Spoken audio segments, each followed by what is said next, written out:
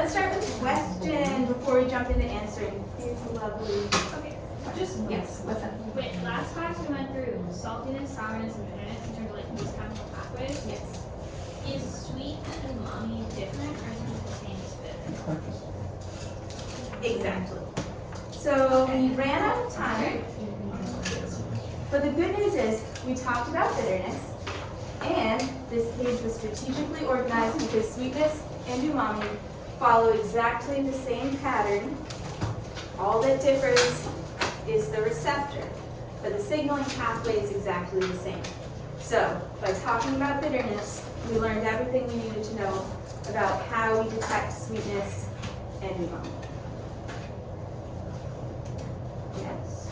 So they're the same.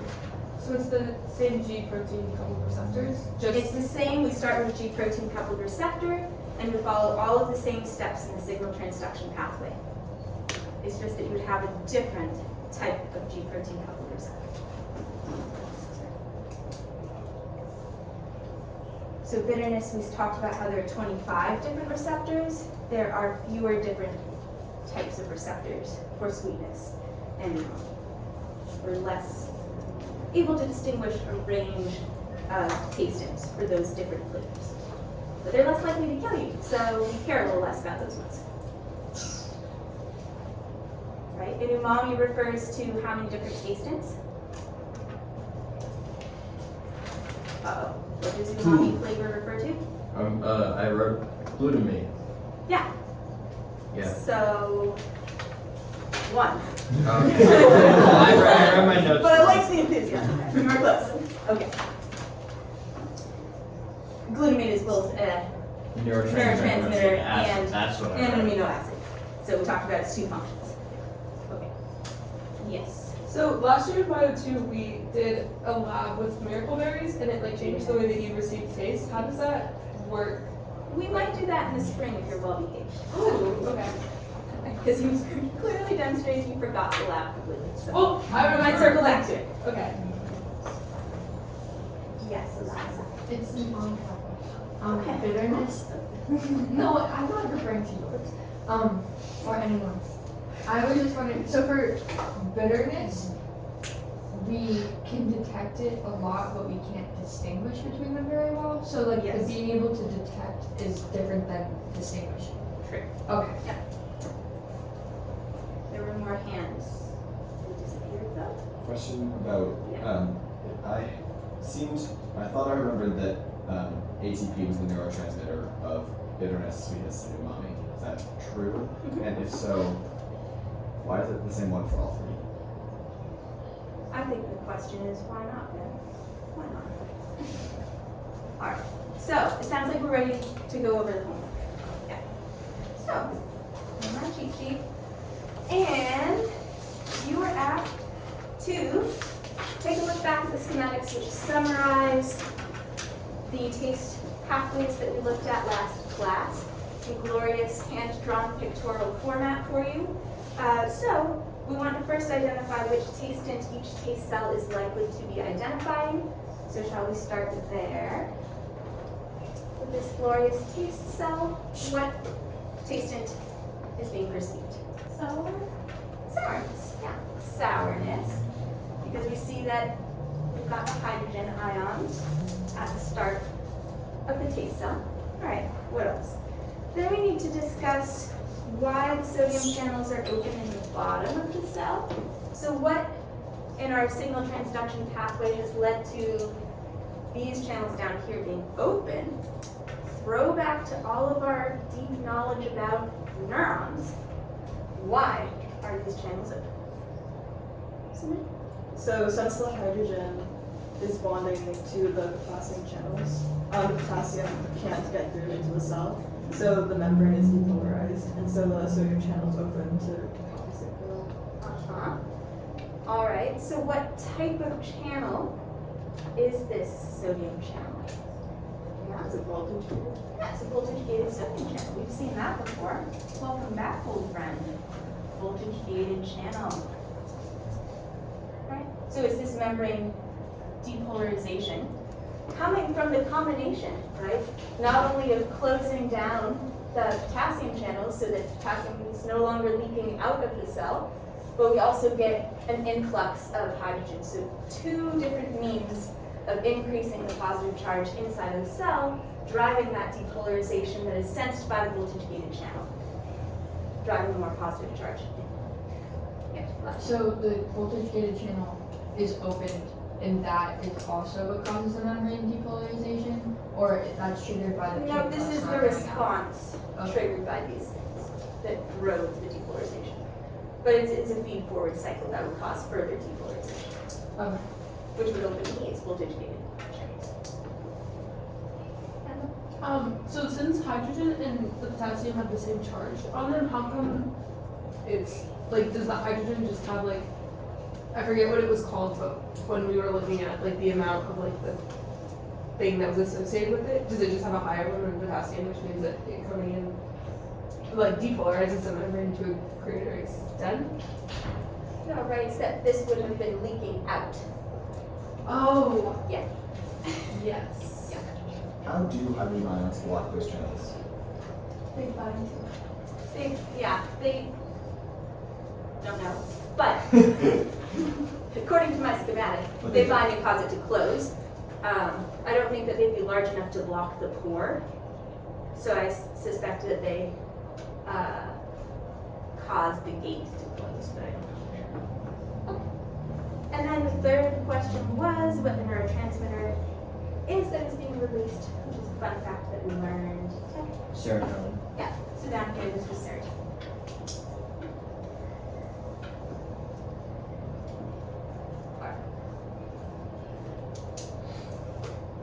Good? Feeling familiarized with this? Onward to the middle picture where things are looking a little more complicated, but mostly familiar. We kind of rushed it, but we got through most of it. Okay, so what tastant is likely being recognized? Bitter. Bitter. Could it be anything else? Like sweet or umami. Yeah, we don't really know. Since all of these use the same pathway. At a glance, could be any of them. Alright. Do we need to walk through the pathway again? Maybe briefly. We should go over what's happening. Using this glorious drawing to guide you, what happens when a tastant binds to the receptor? Joe? So the tastant binds to the G protein coupled receptor, activates the G protein. Yeah, we can see here. Yeah, There's and my then beautiful G protein chimeric getting activated because we're popping off the GDP, so GTP will bind to it. Nice.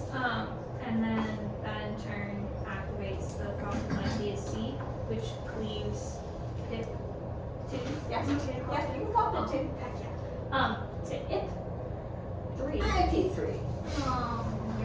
To IP3, which then acts as a secondary messenger. Okay, I think Linda has a question about this. Do you have a question?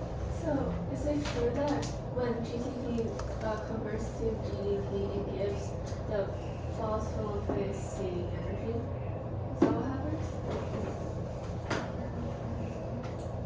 Is that why you have the conversion? Because it activates this. Oh, do I know? I would say it probably binds and phosphorylates it to activate it. So that it gives us energy, no? It's more like it toggles the on-off switch, not that it gives it energy. But then it still switches to GDP after. Well, the active G protein can activate several phospholipase C. Okay. So, Then why If is it- GDP converted to GDP? oh, that's just the way that G proteins are turned on. Oh, okay. And then they stay on until they themselves hydrolyze the GTP to GDP. I see. Yeah, so that's their own on-off switch. Wait, now. Okay, You're confused? a little bit, yeah. I interpreted this schematic, when I look at the schematic, and that's something different on my notes, so I'm confused about it. But the schematic looks to me like GTP gets converted to GDP, but that's not what actually is happening. It's that GDP gets kicked off and GTP attached. Yes. So it's exchanging It exchanges. GDP for Right. GTP. Right. Which is why the G protein coupled receptor is called a GEF, a guanine exchange factor, that promotes exchange of GDP for the GTP. Do you want me to write any of that down for you? Yes. Okay. I think a lot of us thought that it was actually changing molecules, like it was removing a phosphate group. No. Receptor is a GAP, meaning it promotes removal of GDP from the G protein. So GTP can bind.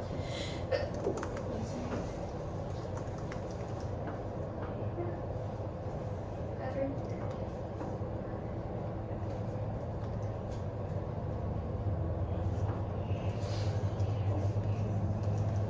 Quick question about Yeah. PI, P2, and IP3. Sure. Is the difference just same molecule, different structure? Or is that two completely separate biological molecules that just happen to look very similar? They are lipids with different, yeah, they're different. So different. It's not like you took the phosphate group from one end of the molecule and stuck it on the other. It goes from PIP2 to IP3. Nope, I'd have to look back. There are phosphoinositides. Do you remember them? I don't remember them well enough to remember the difference between GIP2 and IP3. Yeah, they may differ in their number of lipid fatty acid tails and or their number of phosphates. So, yes, unclear, but different. Quite structurally different. Okay, so our IP3 is a soluble lipid that will diffuse to the ER where we've got our stored calcium. Trigger opening of calcium channels to release calcium. And then what happens? We're on to part B here, where we got to talk about why this sodium channel is open. What was driving the opening of the sodium channel in this case? Slightly mysterious. Book was vague on details, but my picture is probably accurate. Ben? Calcium cations bind to the sodium channels, allowing sodium into the cell, into the neuron, and ATP out, and ATP is the neurotransmitter in this case. Ah, you went for both. Okay, nice. So that makes this a ligand-gated channel, with the ligand being calcium.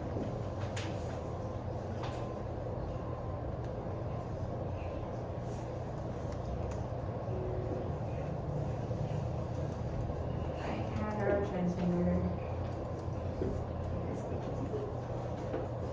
So it's different from what we usually see. It's not exocytosed. There's the channel instead.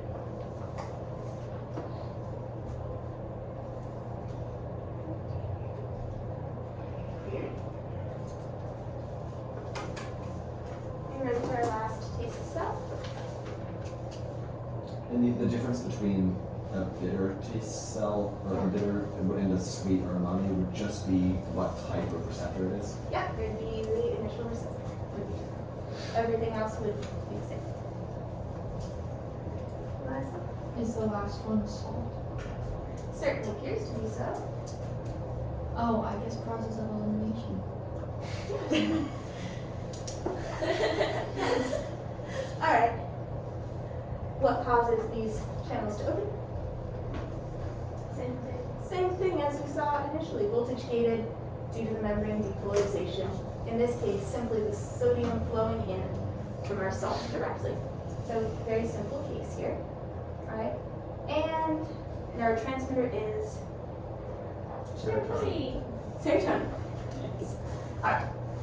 I have a very deep question for you. Uh, Why did you group 3 into 1? but not too much more.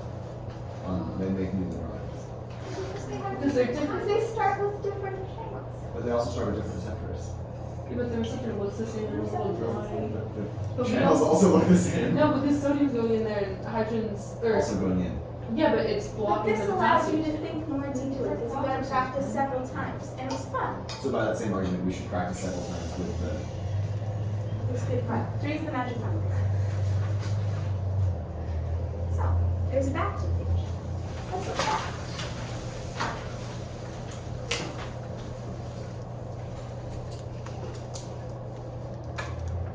Already a volunteer. Brilliant. Good. What did you think about the back of the page, Smith? Okay, so since every line represents a different neuron, there are 4 of them, you can see that every one of them has like a peak on a specific tasting, which shows that they are specific to one individual one, except for the bitter one, which has peaks on salty and bitter, because if something is very, very salty, then it kind of cures it. Right. Good. Does this leave us feeling concerned about how we're able to distinguish between the different flavors? At all? No? We're feeling good about this? A little bit. A little bit? Yeah.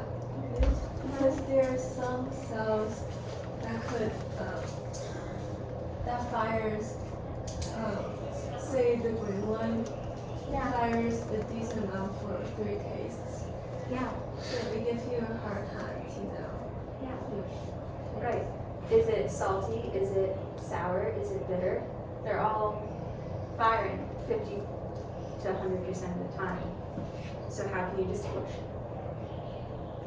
Well, I'm assuming this is one of those things where it's like for the bitter, you really just want to be able to know that you shouldn't be eating it, and so anything that's like super salty or super acidic or super bitter, as long as you get that energy, like then you're good.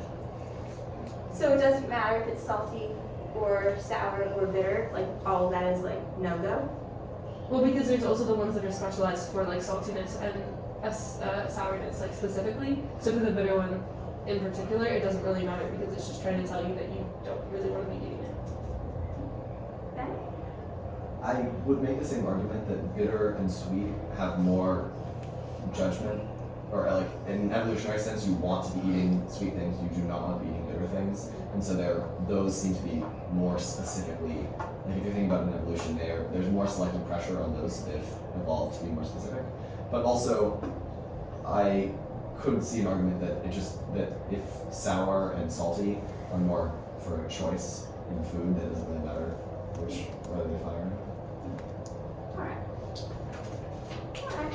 Well, yeah. I mean, we see the general trend where there does tend to be preference. Most of the time, these are the primary gustatory nerve cells, so the axons onto which the taste cells are synapsing. And they tend to have a specific response, but it's less specific to a particular taste than the taste receptor cells were. Okay, so let's write that down. So primary gustatory nerve cells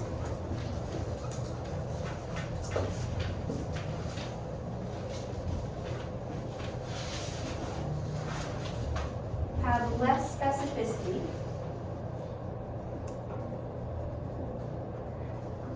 for one particular basic taste.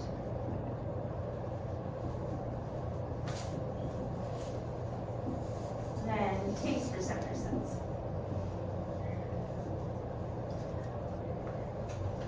We see a trend towards specificity, but we are starting to get some blurring of the lines. So how do we keep track then of those initial signals and not end up mixing up all of our taste buds when we're processing? So the answer is a theme that we'll see throughout this unit in processing sensory information is that the brain uses population coding. So you're never depending on just a couple of cells responding to the stimulant. You're always using the population's response. Because a few cells are going to respond sporadically, or randomly, but the whole population you'll be able to get a real sense of whether the stimulant was really salty or whether it was sour. So this idea of population. Were there taste receptor cells? Taste receptor cells, those are the little teardrop shaped cells in the drawing on the front. Those are the cells that actually have the receptors that bind to taste buds. They're technically not neurons, but they're the ones that perceive taste stimuli. So the idea in population coding is that if you have a large population of cells responding, and each cell is kind of broadly tuned to the stimuli, you average out all of their responses, you will get the ability to distinguish between different tastes.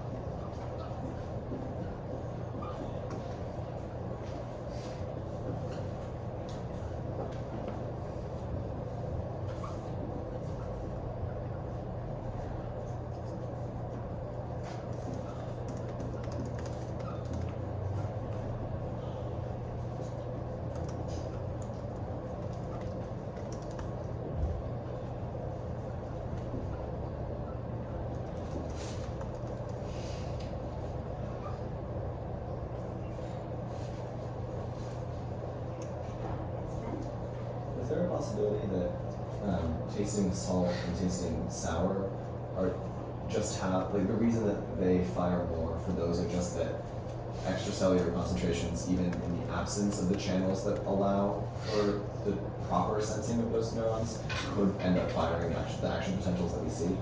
Because if you massively increased extracellular concentration of hydrogen ions, you would end up getting more just diffusing across the membrane.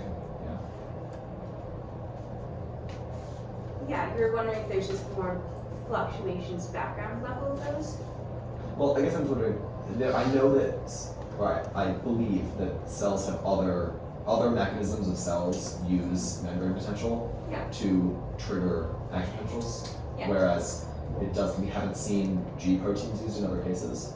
So I guess I'm just wondering, I know the sucrose and tasting sweet and Yeah. bitter use G proteins, which don't overlap with other functions. Yeah. Whereas depending solely on membrane potential does overlap with other functions, which could explain why sour and salty are less specific to just the tastings. Maybe. Maybe. Sure. It does have a less specific receptor. I'll give you that. Anything else? Okay. One last little bit. I feel like we're probably running behind. That's okay. Let's take a look at this glorious diagram. Walking through, and this will be familiar to us after the neuroanatomy test. This is summing up how the information received by the taste buds, those taste cells, is passed to the primary gustatory neurons, and then ultimately where it goes in the brain to be processed. So, quick summary here. All right, here we are, where we are perceiving taste. Those primary gustatory nerve cells are bundled into 3 nerves that make up the cranial, they're called cranial nerves. They're some of the cranial nerves. We've got 3 bundles of cranial nerves that traffic from the tongue to the medulla and the brainstem. So that's what this little summary is. That's too small for you to see very well, so that's okay. I'll write it here. So we go from the taste cell to the primary gustatory nerve cell, which bundles into the cranial nerves, the 3 cranial nerves. that travel to the brainstem. And specifically the medulla. So that's shown there in the brainstem. Also this little cross section here.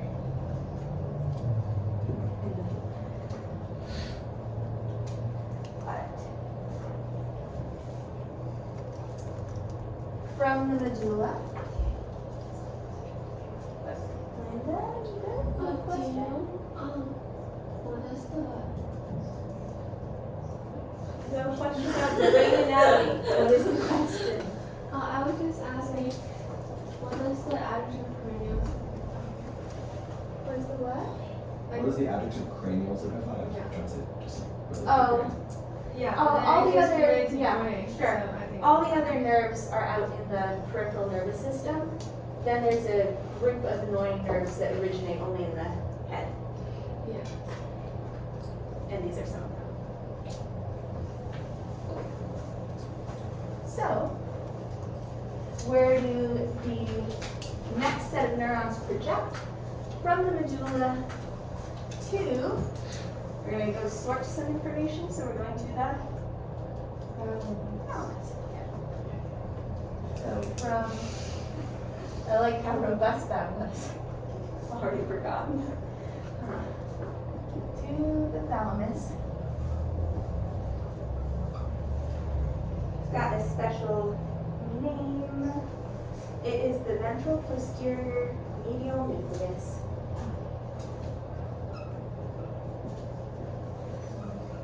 What is the section of the thalamus that it's going to? Yeah, It's this called part. Yeah, the ventral posterior medial nucleus.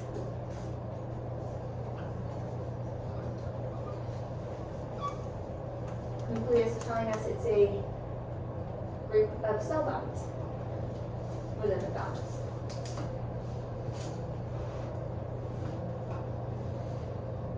Like that. Where that will be processed and sorted. Can I ask? So that's shown here, right, the thalamus. You have a question? Ventral posterior medial nucleus are just signifying the location, right? Yeah, that's a specific location in the thalamus. Yes. Okay. And then lastly, so this is nice, it's a short pathway. The very last place we see it projects to the primary gustatory cortex, which is part of the parietal lobe.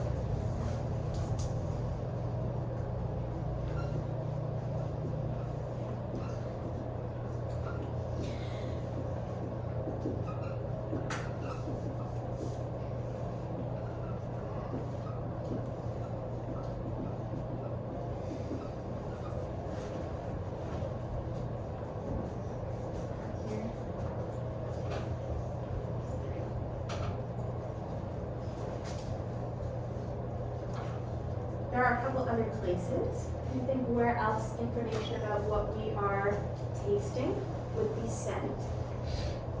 There's some nice visceral responses. A couple other places? Jeff? Maybe? Yes, for the camera. Let's say it. Well, I was gonna say somewhere, I'm not really sure which either the dimension of the cerebellum, like if it was like a really, really weird bitter thing, maybe then there's just like a spit out pathway. It's a more simple response, basic life-saving response. So it's the medulla that's going to handle this for us. If it's not working out for us, what we're endeavoring to eat, the medulla is involved in gagging. Spell that. Gagging. Also swallowing, so you know, it is okay. And salivating.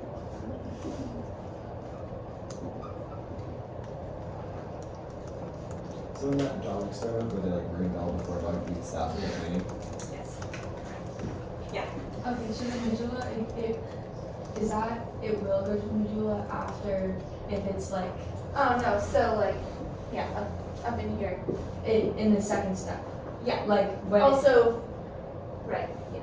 You're not aware, right? So some of the simple responses. But it's are gonna happening happen no along the matter way. what. Like if Oh, it's yeah. bad, you're gonna gag. If you want to continue eating it, you're gonna swallow. Yeah. Okay. Exactly. And also, right, along the way, some of the processing that's happening in the hypothalamus, which you were thinking about on the test, I think, right?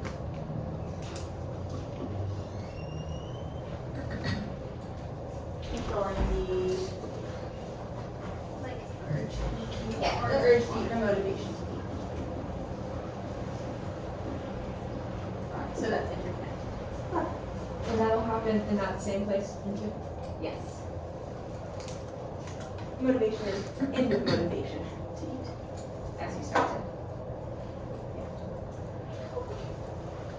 I think that Do you know the specifics of how they travel?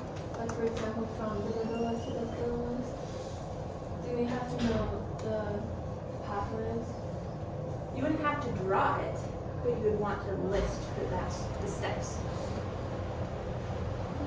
Yeah. Sounds fair to me. And with that, we've covered all of the gustatory pathway, and it took all of our olfactions last time, except for 3 minutes. So that's good. 2 minutes. Don't worry, I'm sure we can totally cover this next pathway in 2 minutes. 30 seconds. Olfaction. What do we need to know? Well, this system is actually very similar to the one that we just covered. So that's great. Here's a fun fact for you. We can smell several 100,000 different odors.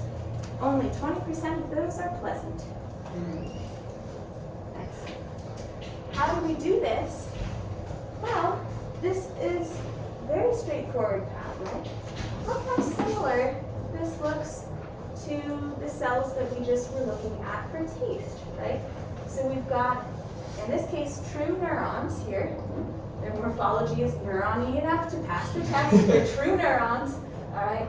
Extending down here with some cilia, where we'll find our receptors.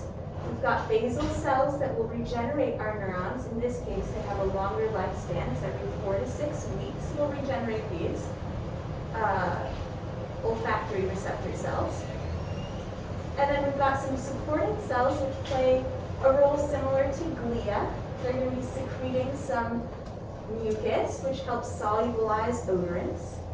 So there's odorant binding proteins that help trap odorants, allow them to bind to the receptors before they dissolve and disappear again. Okay, nice. And I also want to point out in this close-up here, right, that these neurons project their axons directly up into the olfactory bulb, right, directly up into the brain. So, unlike our taste cells, these olfactory cells are directly plugged into the brain. So, super speedy pathway. And you may super speedily make reading out of the classroom because